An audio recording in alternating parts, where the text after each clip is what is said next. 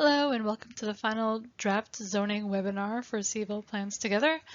In this presentation, you'll learn more about Module 3 of the zoning rewrite. Module 3 contains 2 draft articles for the updated zoning ordinance. My name is Jenny Koch, and I'm a member of the consultant team supporting the City of Charlottesville on the Civil Plans Together effort. And in just a few moments, you'll be hearing from my colleague, Christy Dodson, who is also on the consultant team. I'll briefly go through an overview of the zoning rewrite process, and then Christy will provide an overview of Module 3. If you want even more background information about the zoning rewrite, please view the Module 1 webinar, which is available at the link at the bottom of the slide.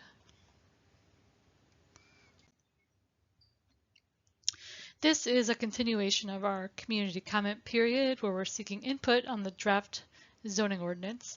We're reviewing and considering all the comments we've gotten so far on modules 1 and 2. We're considering those potential adjustments to the draft zoning ordinance. So thank you to those who have shared your feedback. This is a visual representation of the zoning rewrite process. We're currently in the middle area, sort of where the middle triangle is here. We're reviewing the draft zoning ordinance with the community. So later this year, the city expects to start hearings with the Planning Commission and Council as a move toward adoption. But before those hearings, we'll share a summary of what we heard from the community about the draft zoning ordinance. And we'll also share an updated consolidated draft ordinance with all the modules brought together into one document. Right now, we're planning to release that consolidated draft the week of July 24th. There have been a lot of ways to learn more about the zoning rewrite and many ways we've been gathering feedback. One of those is open houses. So for Module 3, we'll be holding an open house on June 14th at City Space down on the pedestrian mall. So please, we invite you to stop in anytime between 4:30 and 7:30 on June 14th to learn more about Module 3 and speak with staff. In addition to sharing your feedback at the open house, you can also share written feedback in several ways. There's a feedback form on the website that you can use to submit your comments and questions. You can also email us directly at engage@civilplanstogether.com, or you can send mail to Neighborhood Development Services at the address listed here. So we look forward to receiving your comments about Module 3. And with that, I'll pass it off to Christy to dive into some of the details of the module. Thanks, Jenny. So I'm going to go through some of the current plan adjustments now that we are talking about Module 3 and we've had a little bit of time to start to review some of the comments to Module 2, and we've had some feedback from Planning Commission and Council, as well as internal feedback from some of the technical team, city staff, and the consultant team. So a couple of items that I want to bring to your attention from Module 2 that we are intending to update specifically are the lighting section updates, and this really is making sure that we have brought into alignment that lighting section with best practices from a lot of the dark skies work. So we're wanting to make sure that we get that incorporated into that lighting section. Another piece of this, and I'll talk a bit more about it, is the standards for blocks, access, and street standards. So originally those lived in Module 2 in the article that we call development standards. And you'll see some of those repeated in Module 3 now that we have integrated some of the subdivision components of the code into the zoning chapter. And I do want to reiterate that we are continuing to review community feedback. So I encourage you all to continue to get the word out about that and making sure that folks are still sending community feedback, because we are evaluating all those comments for additional changes, but I wanted to make sure that I highlighted those two specifically. I'm going to go over again what a module is. So at this point, you all should be relatively familiar with it now that we have released Module 1 and Module 2, and this is the official release of Module 3. So in Module 1, as a reminder, were the zoning districts, the rules of measurement, the uses, all of those articles were contained in Module 1. In Module 2 was the article dealing with development standards. These were things like landscaping, parking, signs, and again, that's also available on the website. And in Module 3, there are 2 articles in this module, and we'll go through those in a bit more detail. Those articles include subdivision and development plan standards, and an article that deals with administration. So how are these rules and regulations administered in that review process? And so that's what we're going to be going over today. And so when I refer to Module 3, those are the articles that I'm talking about. The 2 articles that you will find contained in Module 3, the first is Article 5, and this is Subdivision and Development Plan Standards. And so this article takes Chapter 29 of the existing Charlottesville City Code and incorporates those subdivision standards into this article, as well as a couple of those pieces that I mentioned from Module 2. And the reason we did that is because some of those items make more sense from an organizational perspective whenever you're thinking about subdivision and site plans. And so we want to put all of those items together. And those items include some general provisions that are general rules for subdivision and development plans, some general rules for subdivision, and again, blocks and access and streets. Those are the 2 that are repeats for Module 2. So we're taking those out of Module 2 and putting them in Module 3, utilities, and fees and dedication. We'll go through some of these pieces a bit more. In Article 6, this is where we're talking about administration, and this covers the authority, so different review boards and the different processes, and which of those review bodies has authority over those review processes. We spell out in detail the different approval processes and how you get from point A to point B whenever you're trying to get a project through all the appropriate approval processes. We also cover nonconformities. I'll talk a bit more about that and what nonconformities mean, as well as enforcement. I do want to point out that we did give a bit of a preview in Module 2 of administration, and that was what we call the table of authority. And we'll go over the table of authority in a bit of detail in this, as well as the processes that are associated with that. So you got a bit of a preview, but now we're really diving into all the details now that we're in Module 3. Want to make sure that everyone knows where you can get all of the related materials for Module 3. So this is on the same website that has housed the 2 previous modules, and it's cvilleplans.com/draft zoning. And so you will see all on that same web page. You can review Module 1, Module 2, and now Module 3 on that website. So I encourage you to download all those PDFs and dive into all this content.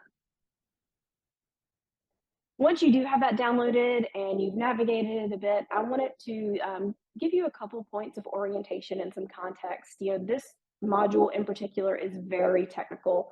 Zoning inherently is very technical, but we saved this module for last because it truly is the most weedsy in the details of all the modules. So hopefully this provides you a bit of a framework so that you can start to understand the information, understand what's there in the organizational context of it.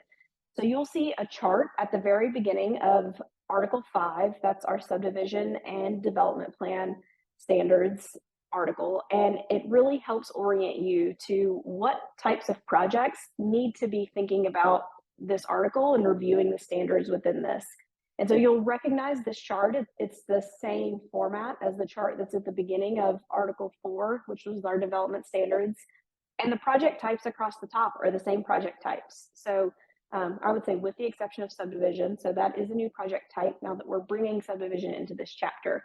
So if you're doing a subdivision, a new construction, or site modification, these really are the key project types that need to be reading and understanding the standards that are within Article 5, subdivision and development plan standards.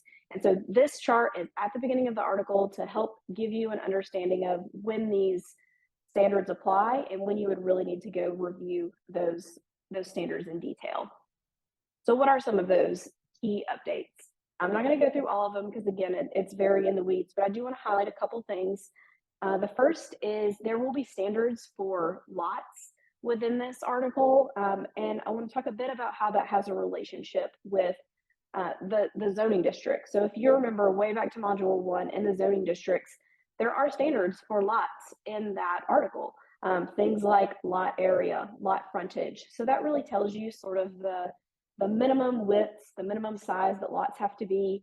But in this article, there are some more general requirements saying that lots have to be regularly shaped.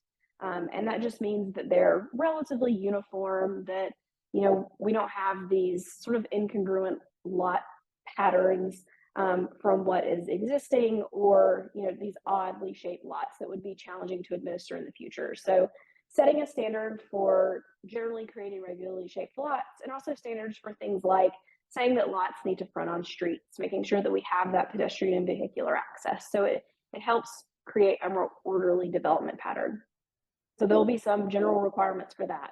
There'll also be some requirements for things like easements.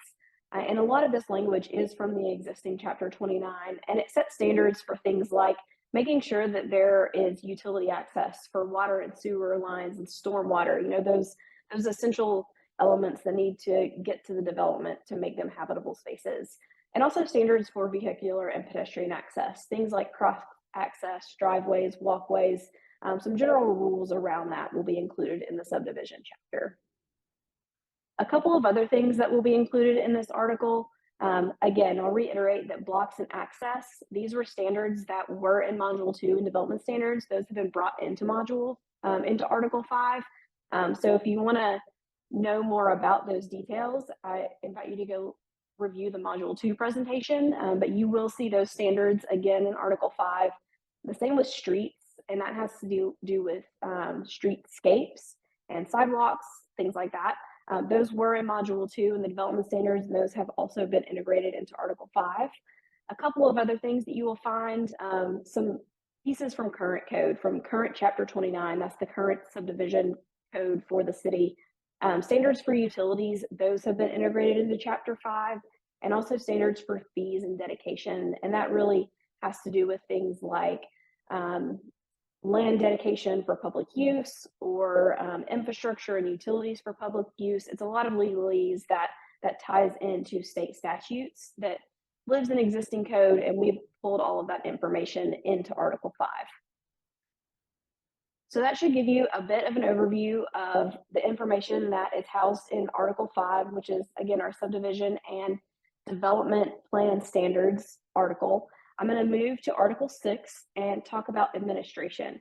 And the first thing I want to do is make sure that we go over the table of authority again. So this was the piece that was previewed in Module 2 that we have in more detail now that we're in Module 3. So what is the table of authority? And we sort of call it that as a shorthand. Really, it summarizes all of the review processes. And I'll dig into an example of how you can start to read the different columns and rows of this table. But fundamentally, what it does is it groups all of the different processes under different headings, things like comprehensive plan review, zoning amendments, historic review, development and subdivision review, permit reviews, and different types of relief. So all of those different permit processes are listed in the rows, and they're grouped by type, and they're across the top are all the different review bodies and who has the authority to review and decide these different processes, who's making the decision, if there's public hearings associated with those. And then finally, on the far end, you will see if there's any public notice associated with those. And I will underscore that these processes have been brought into alignment with state law. So there's been an extensive review to make sure that we're following all the state statutes and making sure that all of these processes, who gets to review them, and also the public notice associated with that is brought into alignment with what the state law requires. So let's zoom in on a little piece of this, and you can think about how you may use this table. And I'll again emphasize that this really is a summary of what you will find in greater detail in the following pages in the administration section. So let's use the example of zoning amendments. Everybody's relatively familiar with a zoning amendment and the process that happens within that. So zoning amendments can include text amendments, and they can include map amendments, which we often call rezonings. And so let's use the example of a zoning text amendment as we walk through it. So if you follow that row across, anytime you come to an R, that means that body or that official has review and recommendation authority. So in this process of a zoning text amendment, the first thing that happens is that the zoning administrator will review and recommend that application. And then the next round, as you go across the table to Planning Commission, you see that there's an R-PH. That means the Planning Commission will also review and recommend this application. but that PH indicates that there's a public hearing associated with that. And then moving on to City Council, you see D. That means City Council is the ultimate deciding body on this process. So City Council will make a decision, and that PH indicates that it's also a public hearing involved. And you'll see as you move across the public notice that there is a requirement that public notice is published. There are different types of public notice, either mailed postcards, it's published in a newspaper, posted, which is a physical sign posted on the site, and then a website, which obviously is the city's website. So you'll see that there's a requirement for a published notice, that's a newspaper notice for a zoning text amendment. And so what I'm going to step through next is you'll see that next to each approval process or group of processes, there will be a hyperlink. And so you'll see there's a placeholder, that section placeholder, that will be hyperlinked so that when you click on that, it takes you to the page that describes each of these processes in detail. So again, the table of authority really is a summary, and it's meant to give you a snapshot of the review, the public hearing, and the decision processes. But if you click on that hyperlink, it spells all of that out in more detail. So let's say that you clicked on that hyperlink and it takes you to the page that walks you through all of the intricacies of each of the processes. The example I'm going to use is for minor subdivision, but really what I want to walk you all through is how each of these processes is organized. We have a very specific sort of 5-part set of information that we have included with each of these processes. And I'm going to walk through each of those 5 parts so that as you move from process to process, you can understand how the information is organized and where you may need to find whatever it is you're looking for. So at the very top at each of the page, you will see the name of the process. So the name of this process is minor subdivision. Also included for every single process is a flow chart that just graphically shows how you flow from one step to another and how those steps move from submitting an application to a decision and then ultimately, approval or denial of that particular application. So those are 2 really meant to be usability parts, so you can understand what is the process that I'm looking at and what is a graphic representation of that process in the flow chart. So that will be included at the very beginning. Let's go through each of those 5 parts of information included on the page. The first is applicability, and this tells you what projects have to go through this process. When does this process apply, and when would an applicant need to walk through each of the steps? Pretty straightforward. Who does it apply to? The second piece of information are the requirements for that application. Sometimes there are sort of pre-application requirements, like having a conference with neighborhood development services or the administrator of that process. And then it also tells you within that section how you actually submit an application that is considered complete so that the review process can begin. So that's part 2. What is it that you need to do in order to submit a complete application? Part 3 is the review and decision process itself. And that's going to step through each of the different reviewing bodies and the body that makes the decision. Also included in this is the review time associated with each of those steps of review. And so this is spelling out in detail who is reviewing the application when, what are they submitting to the next person that ultimately makes the decision, and what is the time frame associated with those steps of review. So that's part 3. Parts 4 and 5 are included for most processes, although not all processes. So I do want to underscore that. So part 4 is the criteria for making the decision for the person that is reviewing and deciding on that application. So often, and these really often tie back to state statutes, there are very specific criteria for evaluating whether an application should be approved or denied. And when there is specific criteria for that, it is spelled out in the 4th part that we call criteria for decision, or in this instance, it's a specific type of application. So criteria for boundary line adjustments. For that specific type of application, here are the criteria associated with either approval or denial of that application. And then finally, the 5th part is called action after the decision. And this includes a big batch of things that can happen once a decision is made. So once an application is either approved or denied, this lists out all of the different processes or options or modifications that may happen after that decision is made. And so that can include things like, now that you have an approval for this specific process, what are the next steps for permits, maybe permits for construction? It can include things like how to appeal a decision. It can include information about how to modify an approved application. So anything that happens once a decision is made, and there may be additional processes after that, that's included in the fifth part. So again, to go over those 5 parts quickly, you have the applicability, the requirements for submitting an application, the review and decision process associated with that application, the criteria for approval and denial of an application, and then any action that may take place after a decision is made. Those are the 5 parts that are included with each of these processes. So now that you understand how the processes are summarized in the table of authority and how each of the sections is organized as we step through the details of each approval process, I do want to highlight a couple of key updates that are, a bit higher level, but wanted to give special attention to a couple of these things to bring it to everyone's attention.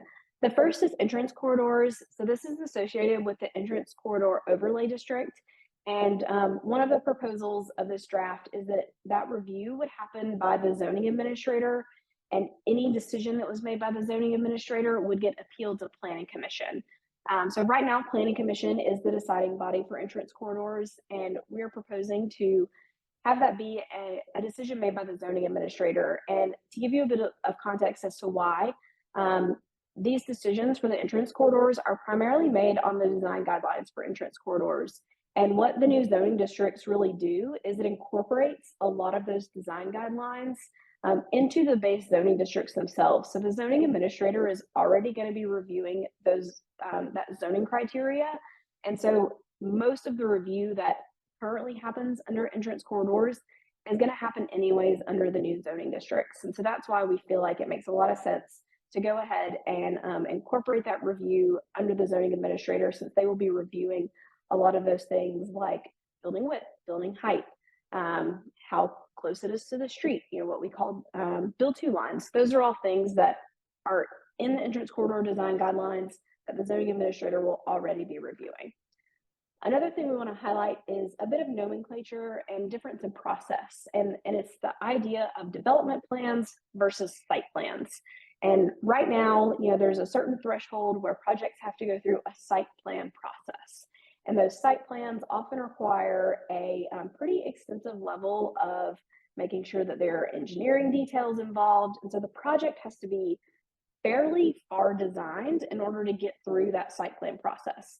And so what development plans does is it essentially says that any project that is an addition or new construction has to go through a development plan review. And so it happens earlier. It's at a more conceptual level than the site plans that exist today.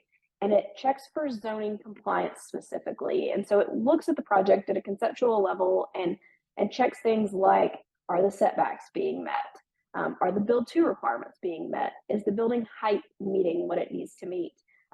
Things like building coverage. Those are all things that need to be checked before things like stormwater and the details for the street cross sections, before those are fully engineered.